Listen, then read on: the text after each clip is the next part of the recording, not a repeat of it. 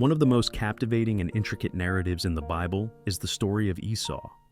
Esau, the twin sibling of Jacob and the elder son of Isaac and Rebekah, holds a distinctive and frequently misunderstood position in the annals of biblical history. He is renowned for being the individual whom God hated before his birth, as evidenced by the prophetic words from the book of Malachi, "Jacob I loved, but Esau I hated." Malachi 1-3.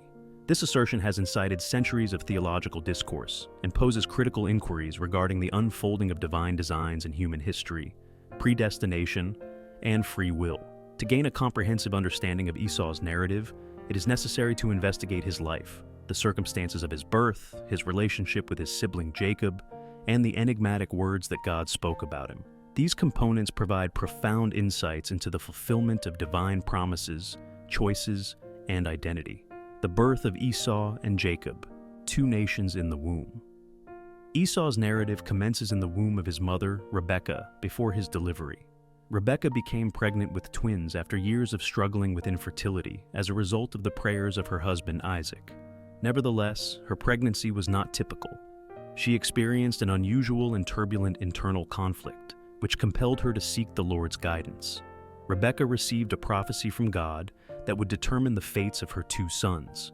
"Two nations are in your womb, and two peoples from within you shall be divided. The one shall be stronger than the other, and the older shall serve the younger." Genesis 25:23. This divine proclamation established the foundation for a rivalry between the brothers that would influence the history of their descendants as well as their own lives. The roles of Esau and Jacob were defined from the beginning. Despite being born first, Esau would ultimately serve his younger brother, Jacob. The unfolding narrative was marked by dramatic tension as a result of the inversion of the traditional birthright custom, which typically involved the firstborn son receiving the family's benediction and inheritance. The supplanting of Esau and the birthright. Esau, the firstborn, emerges from the womb crimson and hairy, which is why his name, Esau, means hairy. Jacob, his twin brother, immediately followed, grasping Esau's heel and earning the appellation heel grabber, or supplanter. The act of grasping Esau's heel foreshadowed the future events of their lives, particularly the conflict over the birthright and the paternal benediction. Throughout their development, the two brothers exhibited a remarkable disparity in their dispositions. In contrast, Jacob was more introspective, favoring the tranquility of the tents and garnering the respect of their mother, Rebekah, for his intelligence and foresight. The initial significant event that illustrated Esau's disregard for his spiritual inheritance was the sale of his birthright to Jacob. As a result of an extended and unsuccessful search, Esau returned from the field one day, starving. In a state of exhaustion, Esau requested food, and Jacob, ever the strategist, made a bold demand: "Sell me your birthright now." Genesis 25:31. Esau, who was compelled by his immediate physical hunger, consented and renounced his birthright in exchange for a straightforward supper of lentil stew and bread. This moment is crucial as it demonstrates Esau's disregard for the spiritual significance of his position as the firstborn and for the future. The Bible states that Esau despised his birthright, Genesis 25:34, a statement that foreshadowed the loss of his father's benediction and his inheritance, the stolen blessing and the deception.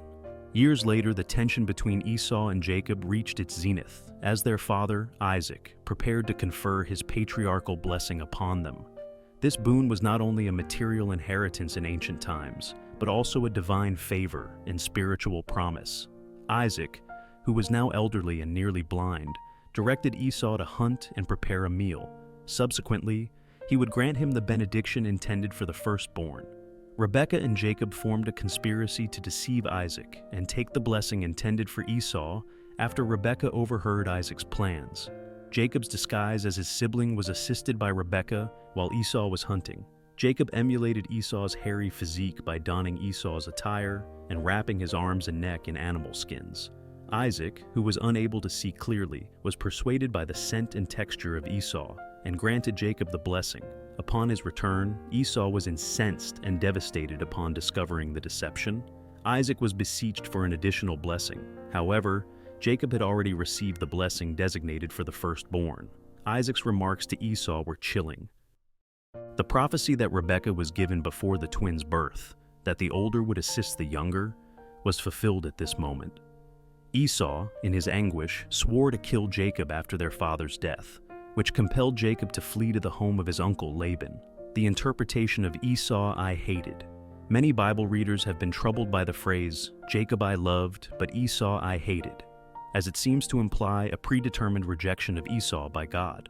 The Apostle Paul later cited this statement in Romans 9:13 to elucidate the concept of divine election, which was initially discovered in Malachi 1:2-3. Nevertheless, it is crucial to recognize that the term hate in the biblical context does not necessarily convey the same affective implications as it does in contemporary language. Rather, it represents a decision to deny or choose against someone in favor of another. God's hatred of Esau was not a personal animosity, but rather a component of a more extensive divine design.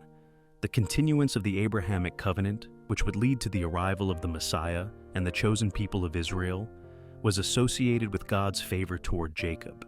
In contrast, Esau would be the father of the nation of Edom, a people who would subsequently become adversaries of Israel. Esau's rejection in favor of Jacob underscores a recurring biblical theme. God's decision is not contingent upon human merit, strength, or tradition, but rather on his purposes. In Romans, Paul elucidates that God's actions are determined by his sovereign will, and his decisions frequently defy human expectations. Jacob's resolve, even though it was attained through deception, is in stark contrast to Esau's impulsivity and disregard for his patrimony, the nation of Edom and Esau. Esau eventually established himself in the province of Seir, and his descendants formed the nation of Edom. The Edomites and Israelites, who are the descendants of Jacob, would have a lengthy history of conflict. The antagonism between Esau and Jacob was perceived as an extension of the animosity between the two nations. Nevertheless, Esau's narrative does not conclude in an eternal state of conflict. Jacob and Esau were reconciled after a prolonged period of separation later in life. Upon his return to Canaan, Jacob, who was apprehensive about Esau's wrath, sent gifts in advance to placate his brother. Nevertheless, upon their eventual reunion, Esau embraced Jacob and extended his forgiveness, stating, "I have enough, my brother. Keep what you have for yourself." Genesis 33:9. This act of reconciliation and contrition reveals a more complex aspect of Esau's character that is frequently disregarded. Conclusion. Insights from Esau's life. The narrative of Esau is a comprehensive examination of the repercussions of our actions, divine sovereignty, and human nature. He was a man of exceptional physical strength and fortitude. However, his lack of spiritual foresight and impulsive nature resulted in his tragic demise. The significance of prioritizing long-term spiritual inheritance over immediate, worldly necessities is underscored by his loss of the birthright and the blessing. Jacob is the chosen vessel for God's promises, and the declaration that Esau I hated is not a condemnation of Esau as a person, but rather a reflection of the divine plan that favored him. Esau's life prompts contemplation of the themes of human agency, destiny, and the enigmatic manner in which God's will is executed. Esau's eventual reconciliation with Jacob, despite his faults, serves as a message of optimism, demonstrating that grace and forgiveness are possible even in the face of conflict and disappointment. Don't forget to like, subscribe, and leave a comment below. Your support helps us keep creating content you'll love. Thanks for watching.